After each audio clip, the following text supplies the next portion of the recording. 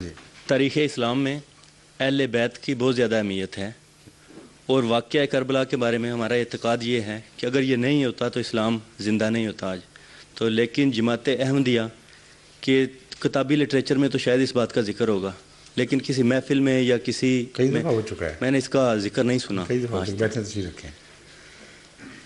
ہمارا یہ عقیدہ ہے کہ قرآن اسلام اس وقت زندہ ہو چکا تھا اور ہمیشہ کے لیے زندہ ہو چکا تھا جب قرآن تکمیل کو پہنچا ہے، اور جب آن حضرت صلی اللہ علیہ وآلہ وسلم کو آخری شارع نبی کے طور پر ہمیشہ کے لیے دنیا کا نمونہ بنا دیا گیا۔ اس لیے واقعہ کربلا نے اسلام کو نقصان پہنچایا ہے، فائدہ نہیں پہنچایا۔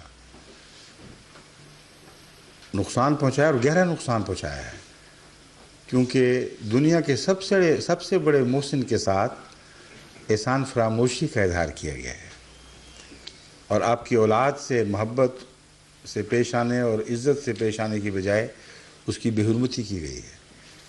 اللہ تعالیٰ اس طرح مذاہب کو زندہ نہیں کیا کرتا کہ اپنے پیاریوں کی بے عزتیاں کروا کر مذاہب کو زندہ کرے۔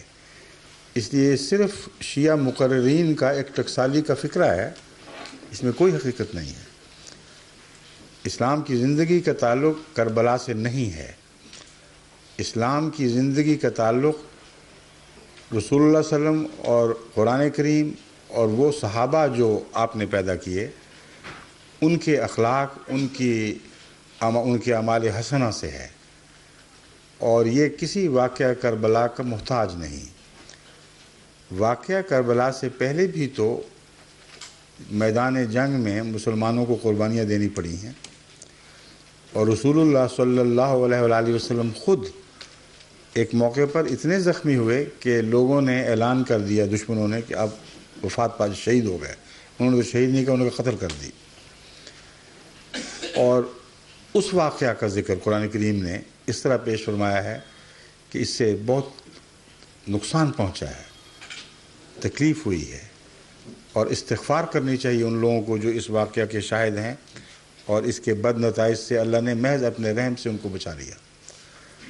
تو رسول اللہ صلی اللہ علیہ وآلہ وسلم کی قریبی شہادت سے تو اتنا نقصان پہنچا تھا کہ قرآن کریم نے اس کا ذکر کیا ہے اور اپنے فضل کا اظہار فرمایا ہے کہ خدا کا فضل نہ ہوتا تو وہ تمہیں نہ بچاتا، اس کا بہت بڑا نقصان ہونا تھا۔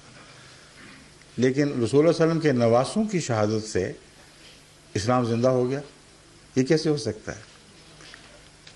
پھر واقعہ کربلا میرے نزدیک انتہائی دردناک واقعہ ہے، جس پر مسلمانوں کو استغفار کرنا چاہیے، اور پہلوں کے لیے بھی استغفار جائز ہے، آئندہ لوگوں کے لیے بھی استغفار جائز ہے۔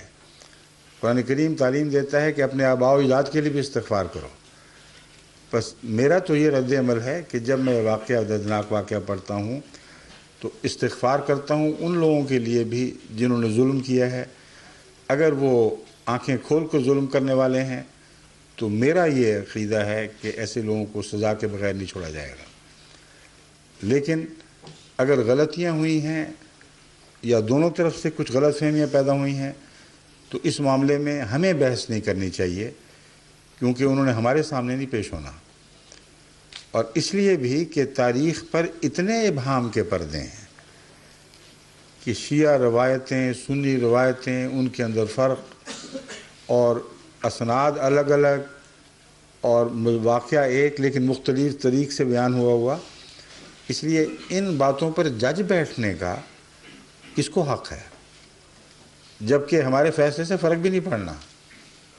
فیصلہ اللہ نے کرنا ہے اور قیامت کی بات کرنا ہے۔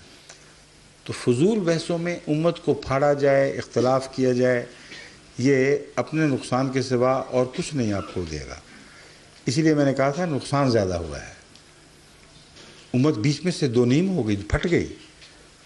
اور اگر شیعہ سنی ایک امت شیعہ اور سنی دو امتوں میں نہ بدلتی تو آج اسلام کی ترقی کہیں سے کہیں پہنچ جانی تھی۔ بہت بڑے نقصان اسلامی تاریخ میں شیعہ اور سنی اختلاف کے نتیجے میں ہوئے، ہلاکو خاں کا حملہ ہوا، اور بہت سے ایسے نقصانات پہنچے ہیں جن پر تاریخ گواہ ہے، جس کی بنیادی وجہ شیعہ سنی اختلاف تھا۔ تو اس لیے میرے نزدیک اگر آپ اجازت دیں معذرت کے ساتھ، میں یہ تسلیم نہیں کرتا کہ اس واقعے سے اسلام زندہ ہوا ہے. اس واقعے سے اسلام کی زندگی کو بڑا سخت صدمہ پہنچا ہے، اور اس کے نقصان آج تک ہم دنیا میں دیکھ رہے ہیں. شکریہ.